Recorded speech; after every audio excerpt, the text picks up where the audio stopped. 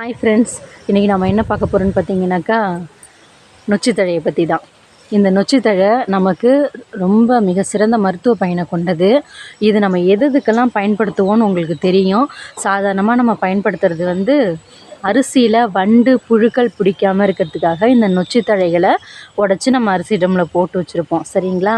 அது வரைக்கும் தெரியும். இன்னும் நிறைய பேருக்கு நிறைய தெரியும், இருந்தாலும் தெரியாதவங்களுக்காக நான் சொல்கிறேன். நமக்கு சளி பிரச்சனையினால் தலையில் நீர் கோர்த்து அதிகமான தலைவலி இருக்கும். சில பேருக்கு என்ன பண்ணால் ஒரு கண்ணுலேருந்து மட்டும் கண்ணீர் கொட்டும். அதை மாதிரி இருக்கிறவங்க, தும்மிக்கிட்டே இருக்கிறவங்களுக்கெல்லாம் நான் ஒன்று சொல்கிறேன், அதை செய்யுங்க. நம்ம ஆவி மாத்திரை போட்டு ஆவி பிடிப்போம் இல்லையா, அதே மாதிரியே இந்த நொச்சித்தழையையும் போட்டு நம்ம ஆவி பிடிக்கலாம். அப்படி நீங்கள் ஆவி பிடிக்கும்போது இந்த தலைபாரம், கண்ணுலேருந்து நீர் கொட்டுறது, தும்மல் இதெல்லாம் கொஞ்சம் கொஞ்சமாக உடனே குறைஞ்சிரும். அதுவும் முக்கியமாக என்னென்னு பார்த்தீங்கன்னா, அந்த கண்ணுலேருந்து நீர் கொட்டுறது உடனே நின்றுடும். நீங்கள் ஆவி பிடிச்சதுக்கப்புறம் உடனே நின்றுடும்.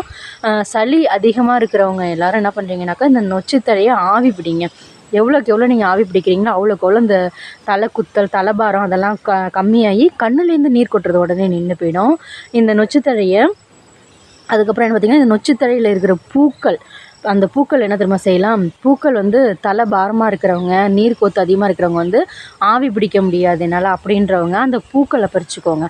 அந்த பூக்களை பறித்து ஒரு காட்டன் டவல் எடுத்துக்கோங்க. அந்த காட்டன் டவலில் கீழே பூவை வச்சு அது மேலே நீங்கள் தலையை வச்சு படுத்து தூங்குங்க. கொஞ்சம் நேரம் தூங்கி எழுந்திரிங்க. அந்த பூக்களை அதை மாதிரி பயன்படுத்தும் போதும் நமக்கு இந்த தலைபாரம் குறைஞ்சிரும். இது அதிகமாக நீங்கள் ஆவி பிடிச்சிங்கனாக்கா நிறைய பிரச்சனையை நமக்கு கிளியர் பண்ணுது. இந்த நொச்சித்தழையோட பயன்கள் மிக அதிகம். இது மருத்துவ குணமுள்ள ஒரு இலை.